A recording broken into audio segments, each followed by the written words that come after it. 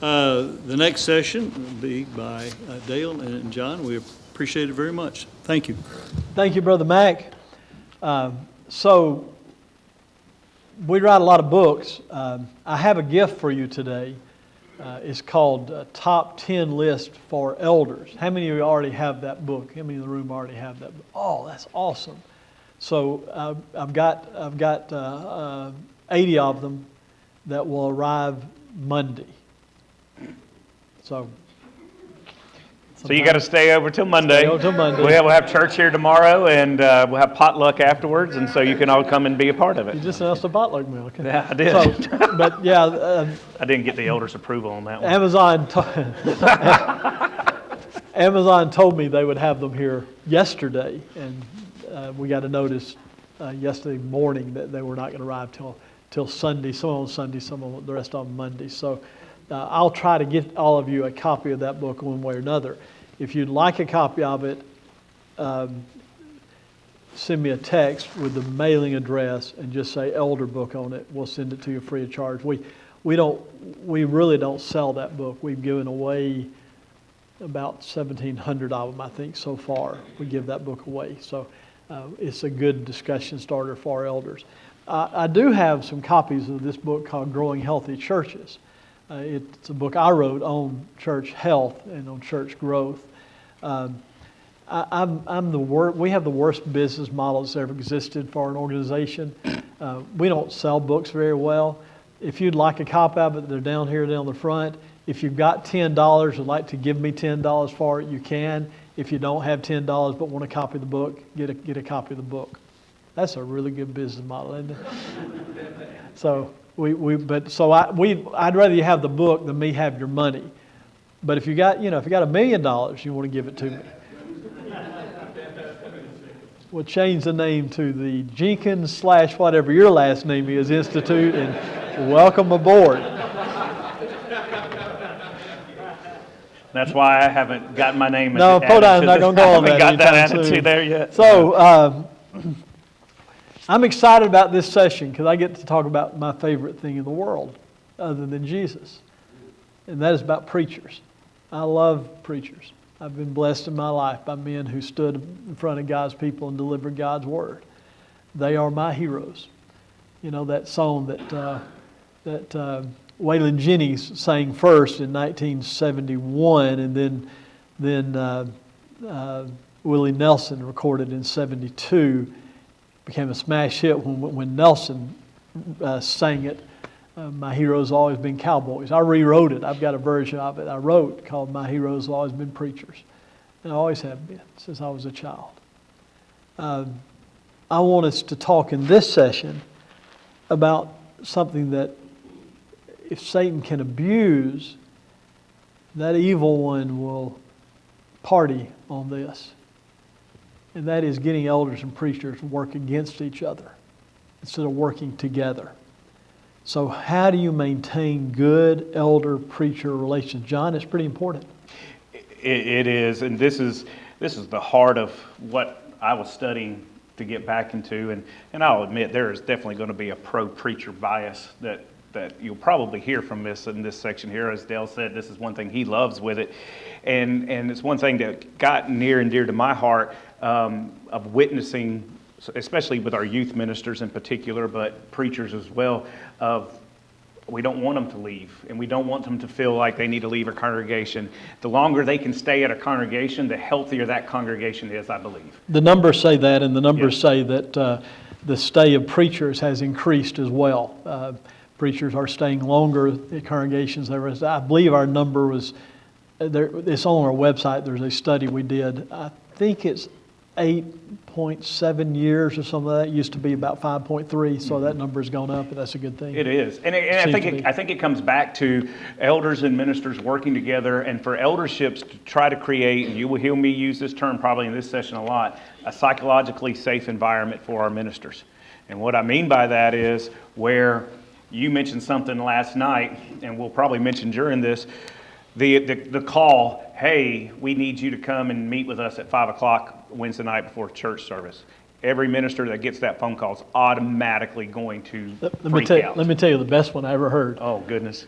It's recorded, remember. Happened on a Wednesday night. My friend Andy was invited into an elders meeting December the 24th on Wednesday night. Yeah. He was so excited. He was going to get a raise. Going to get a bonus, Christmas bonus. He knew it was coming. They called him and the other preacher in the meeting and fired both of them. Ouch. That hurts. Now, I say that to say this. Anytime there's a horror story, it makes the news. Yeah. And I was talking about preachers being paranoid. That's why preachers are paranoid. Because every time a preacher is abused or mistreated, every preacher hears about it.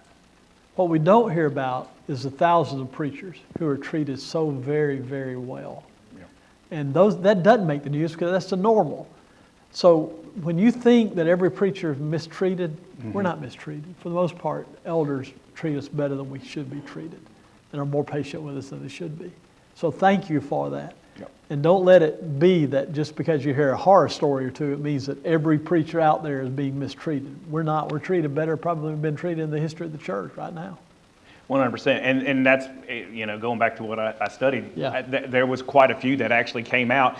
A couple of the jobs, they didn't have that. Then they're in a situation where the elders have taken care of them and from multiple things. And we'll talk about finances and some other stuff, but where they feel like they're family and they're not just a paid employee or paid member to be there. Yes? I'm one of those thousands that's been blessed. That's awesome. Thank you. I've been there 40 years. Wow, that's amazing. And they retired me from the pulpit 2 years ago.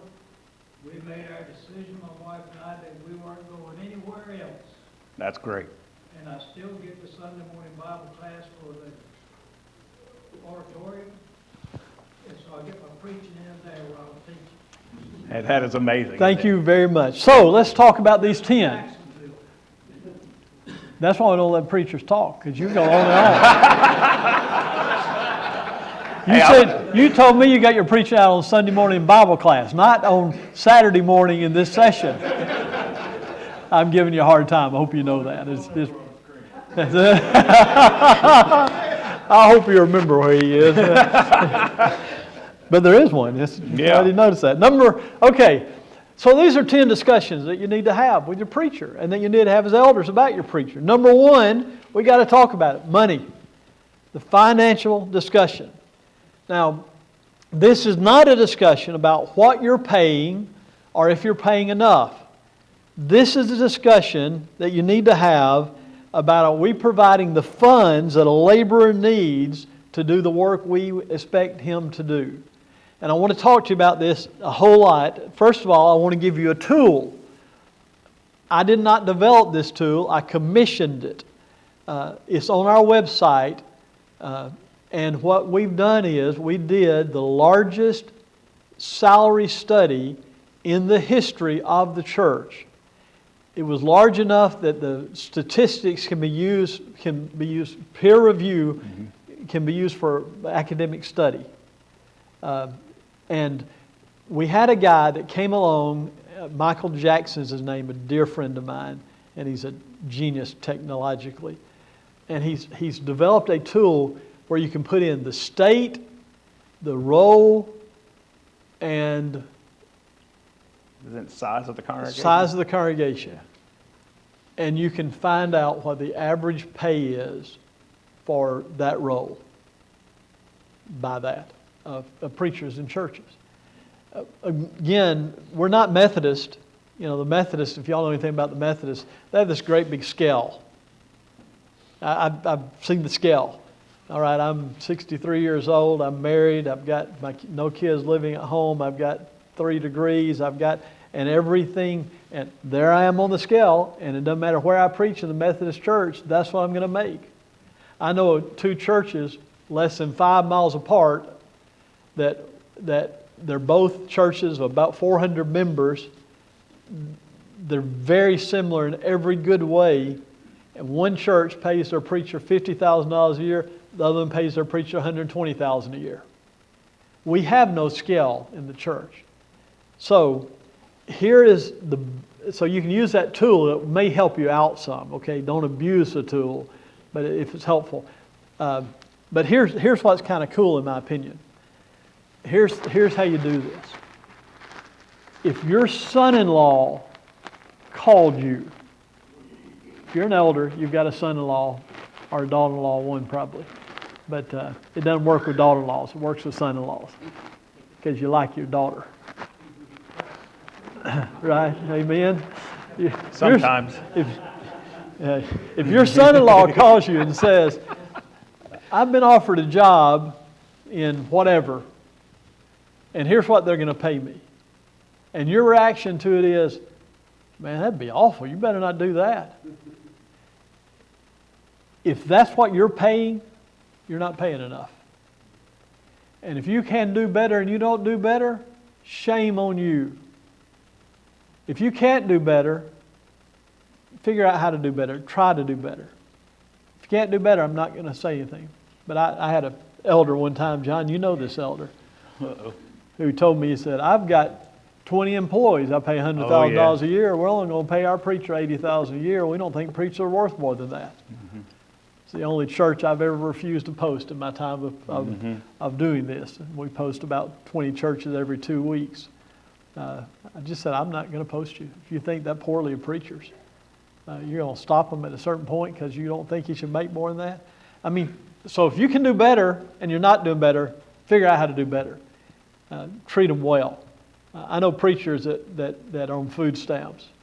I know youth ministers on food stamps because the church isn't paying them. I did that one time. Yeah, and that's the thing with the pay and with everything else. If you have a preacher and he is there and he is locked in, as Dale said, most people aren't preaching for the money.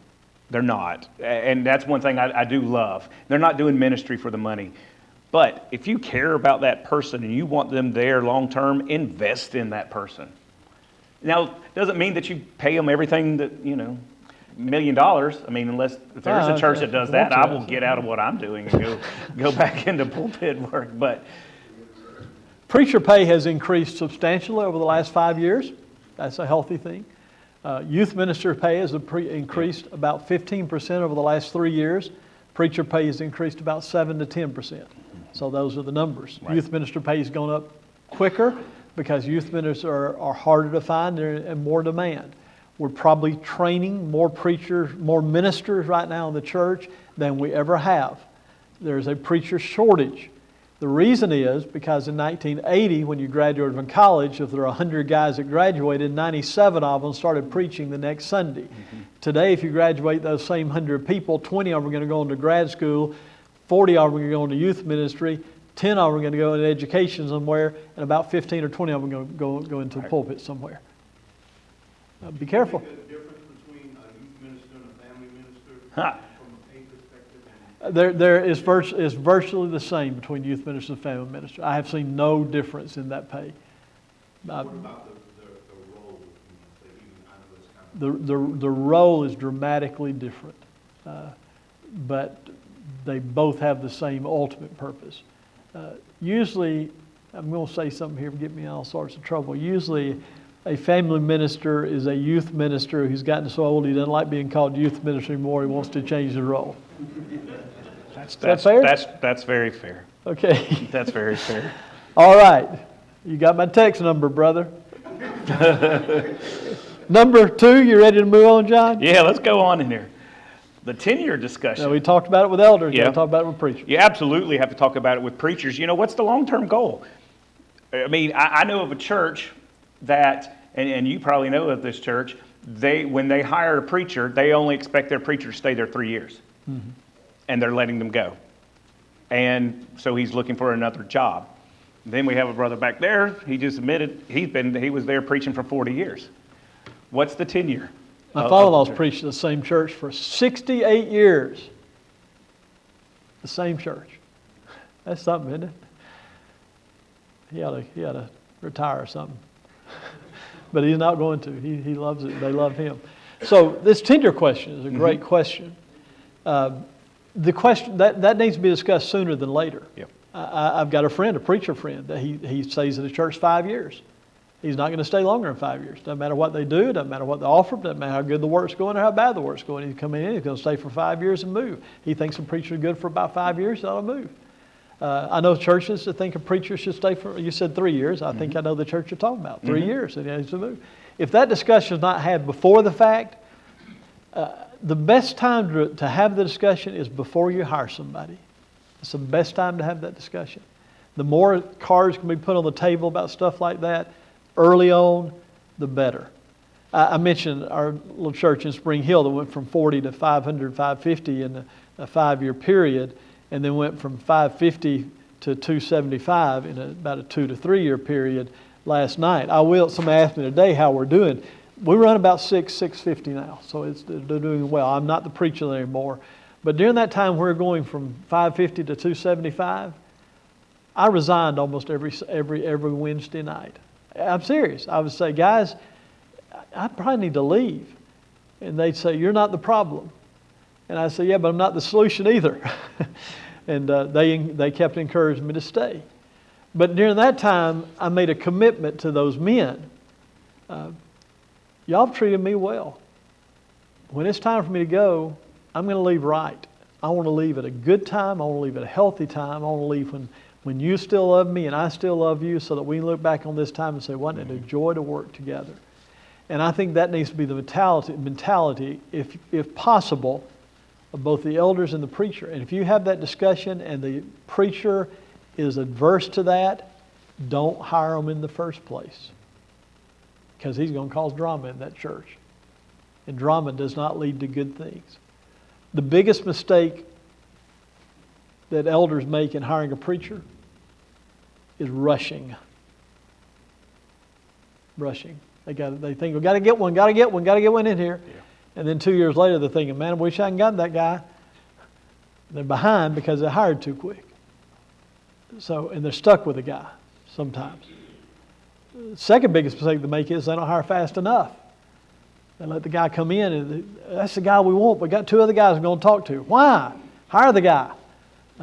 I could talk about preacher hiring all day long. Yeah. We're talking here about tenure. That's where we're trying to talk about. And, you just need to know, all right, here's how long I think I'll stay. I'm going to do my best to stay. I don't like questions, but go ahead. Once you have that conversation, you let the congregation know. I think that's up to the eldership. I don't know that I would necessarily let that be known. If there was any question, I'd let it be known that we discussed it. And if I think that's an eldership thing. So I think it's up to each eldership how they handle that. That's the first good question I've ever heard somebody ask. I'm sorry. I think, Dale, and it was a while back that I saw this statistic, but I think it was something along the line that a preacher really doesn't become effective to year 7. Year 7. 7 years. 7 years. That number came, Aaron North is who came up with that number. Yeah. I don't know why, but he came up with the number. Yep. My brother, Jeff, who's here, he talked about preaching series. He preaches series sermons. Not serious sermons, series, S-E-R-I-E-S, series sermons.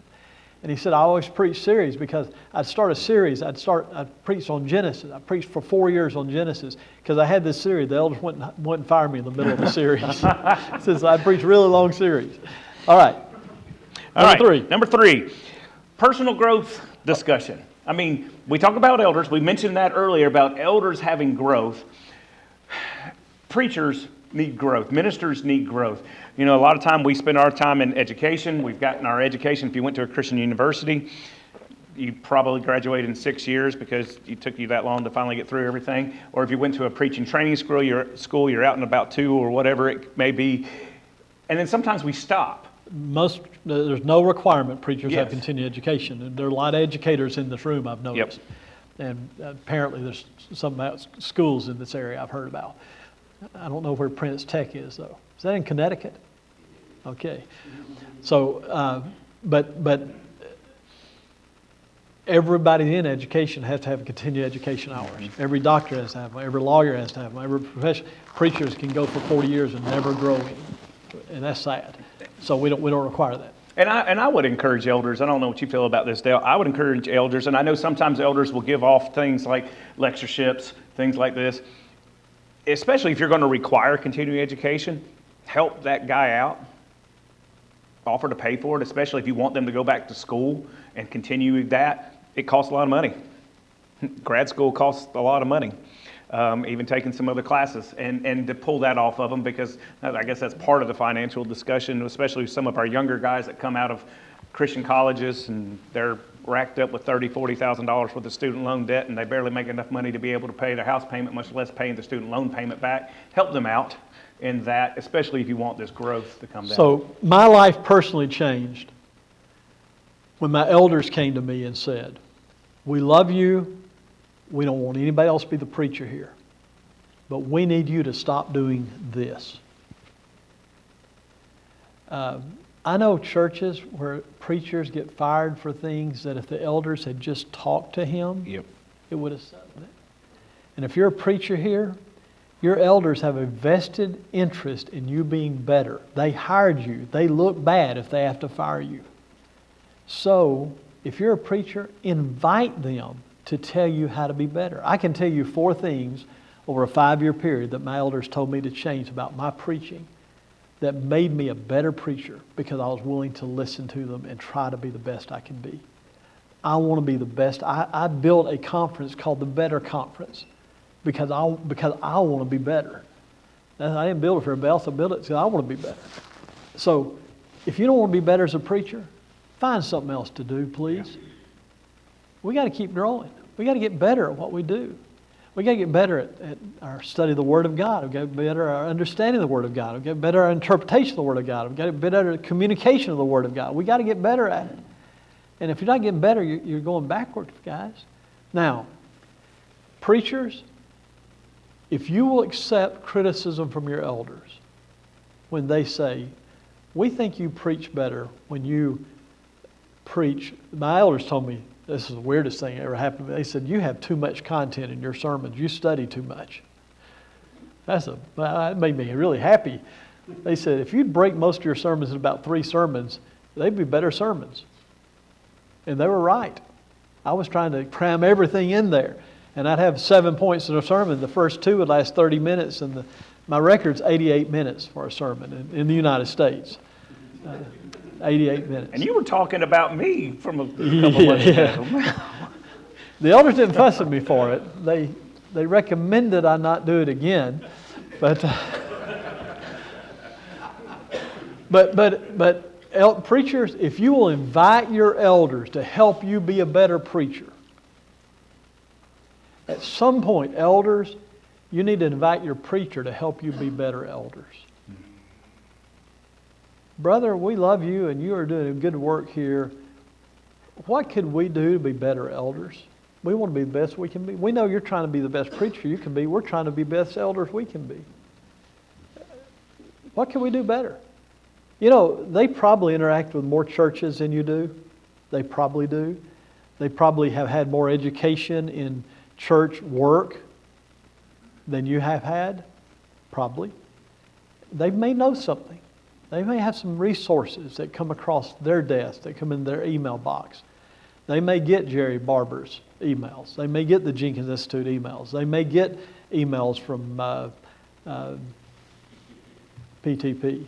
They may get emails from a lot of these people that are useful, that help them grow spiritually, and they may just would love to share that with you.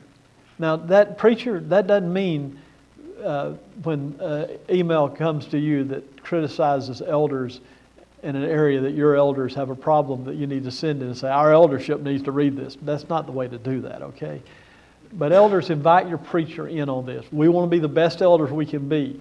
I want to be the best preacher I can be. Let's work together to make that happen.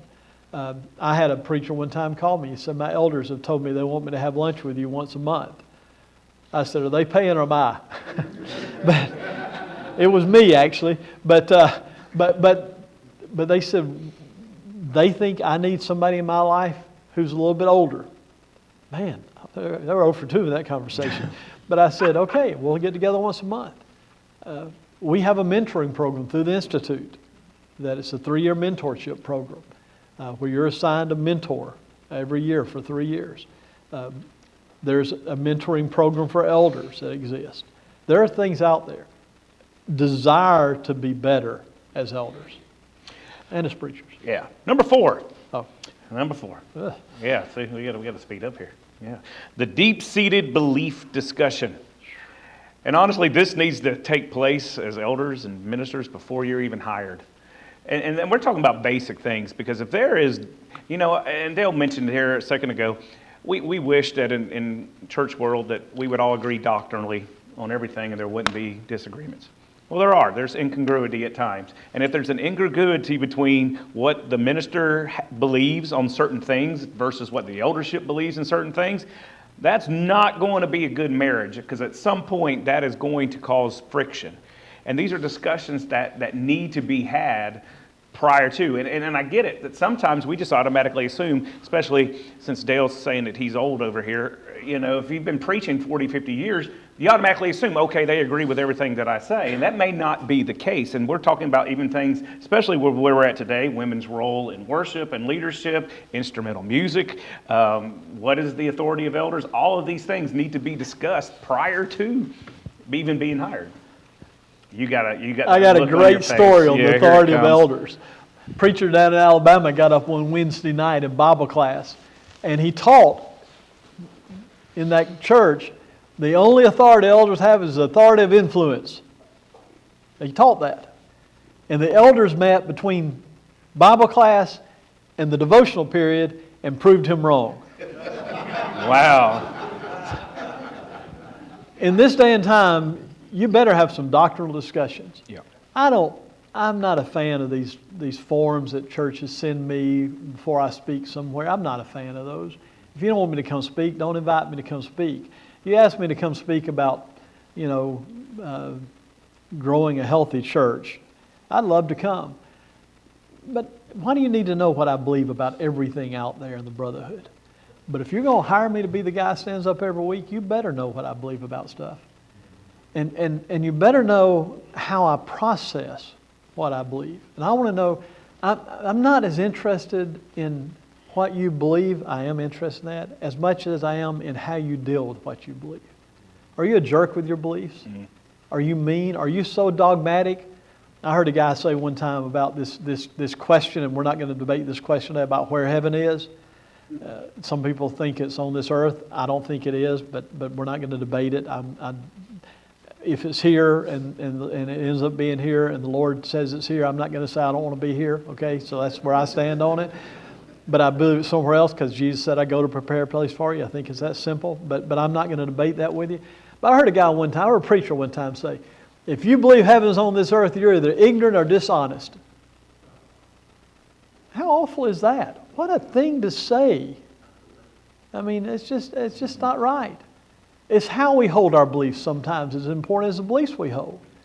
If you sit in that room and they can't have a man-to-man discussion about marriage, divorce, or remarriage, where they really talk about it and the challenges that issue presents in our brotherhood today, you got a problem.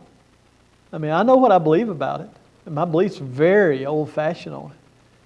I'm not going to get into some of those issues today. That's not why we're here. But I'm saying, before you hire a guy, you better know where he stands on the authority of elders. You better know where he stands on women's role. You better know where he stands on instrumental music and the singing and worship of the church. Those things better be thrashed out and clearly. Because if he doesn't hold the same view you do as on the authority of elders, man, you're going to have trouble. If he thinks the preacher's over the elders, it's not going to work if you believe the elders over the preacher.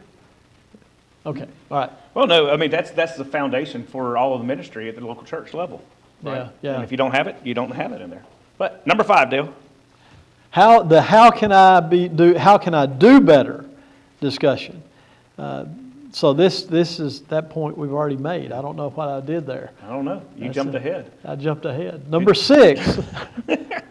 So, I guess one's how can I be better, one's how can I do better. So there's a slight difference there. I'll let you work that out in your own mind. Number 6, the what can we do better discussion. At some point, elders need to ask the preacher who's striving to grow what we can do better as elders. Well, we convoluted a lot of points there. We did well, And didn't the we? thing is, I think, Dale, what we're getting at, as ministers in that discussion, and for elders, sometimes we're blind to seeing some of the blind spots that, the mistakes that we're making or the challenges that we're having. We're blind to them. We don't see them. And so having these discussions that are transparent with each other and in the right spirit.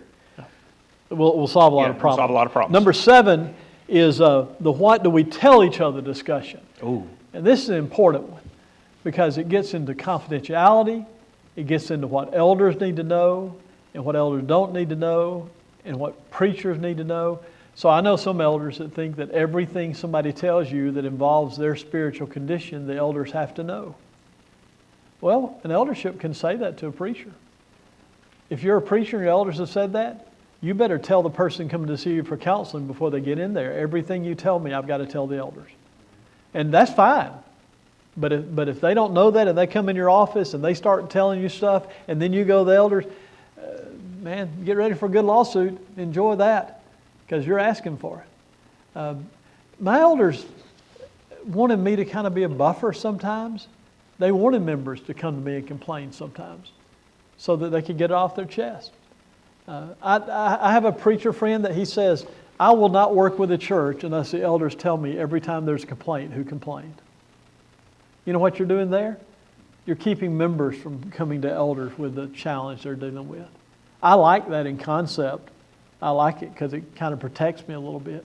But it doesn't work in practicality because members need to be able to go to their elders and say, we've got a problem with this or we've got a problem with that. And then elders need to be mature enough to know when to go to the preacher and say, somebody's come to us, we need to talk about this. And sometimes just say, well, they'll get over it and never even talk to the preacher about it. The conversation as an eldership with the preacher about what are we going to tell our wives. Man, there have been a lot of preachers fired by elders' wives. The elder's wife gets mad at the preacher. And push come to shove, whose side is the elder going to take? He didn't go to bed with the preacher every night. He's going to take the side of his wife. So you better have that discussion up front. Okay, so the conversation, that essential conversation about what we're going to tell each other. And again, we're not legislating anything here. We're saying that's a discussion you need to have with each other. Yeah, and you kind of hit on number 8 here a little bit in there. How do we treat complaints about each other? There are ministers, there's going to be people that are going to come to you and complain about those elders. Elders, you're going to have the people that are going to come and complain about the preachers. I'm of the opinion, you have that person's back. You have their back in public. And there may be some things you need to go and discuss with each other. And because some of the criticisms may be valid, but that is in private and not where you're drawing a division and drawing a line within the church. Number 9, the how is your family discussion. The how is your family discussion. Hoyt Snow was one of my elders. When I moved to Nashville, it was a hard move on my wife and kids. They liked the little town we lived in, and they didn't want to move to the big city. My wife especially didn't want to move to the big city. And for months, every time I would see Hoyt, he'd say, how's Melanie? How are Philip and Andrew doing? Are they adjusting well at school? Is Melanie getting any happier here? How are people treating her? You know what elder I love the most in that church? Hoyt Snow, because he cared about my family. Elders, do you talk to each other about what's going on in your family? That's hard, because every family has problems. And elders need to be able to say, we're struggling with our youngest son. We're not sure. He's really struggling with his faith. I need y'all as elders to pray for him. I'm afraid we may lose him. And I don't know what that's going to do to me. I don't know if I can still serve as an elder if I have a child that's not faithful. I know the Bible says believing children. Does that mean all of them have to be believing all the time? Are they free moral agents or are they not? God has more unbelieving children than anybody that's ever been.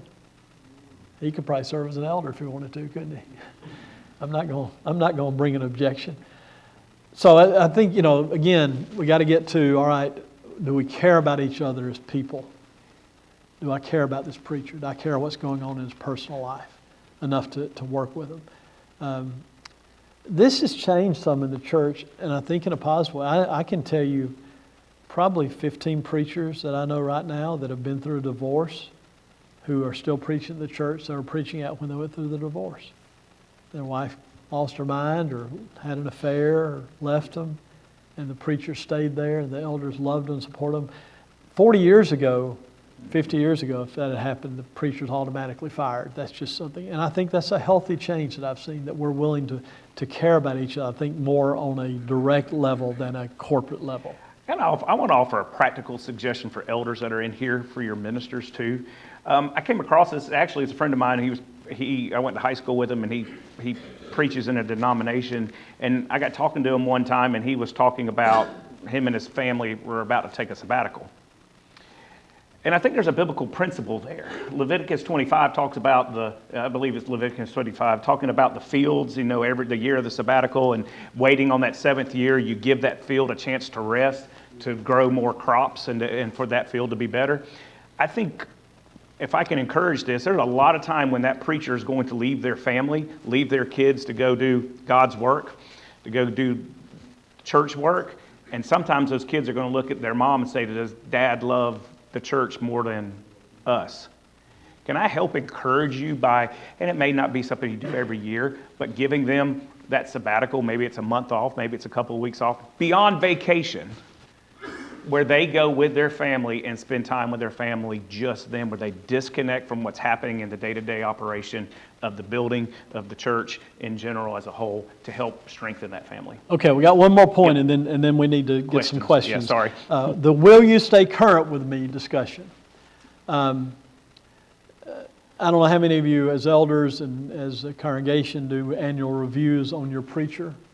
I think if you do that well, it can be good.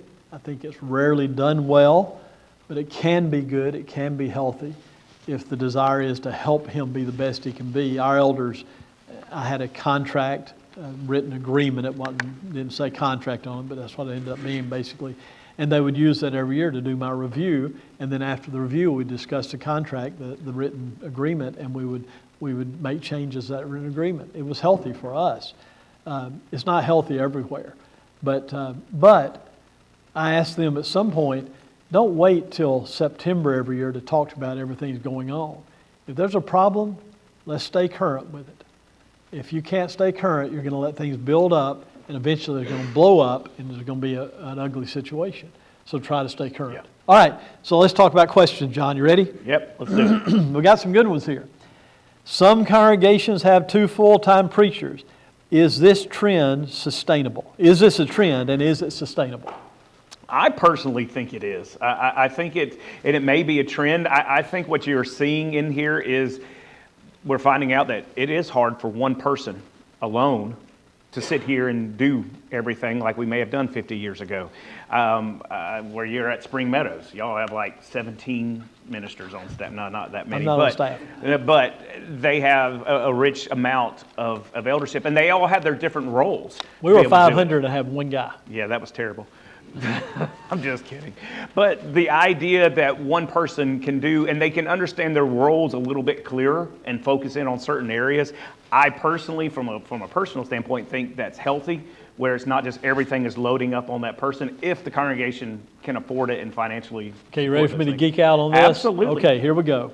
First of all, I'm seeing more and more churches that are having 2 preachers. Mm-hmm. And 2 preachers, not 2 staff members. Right. And they share the pulpit.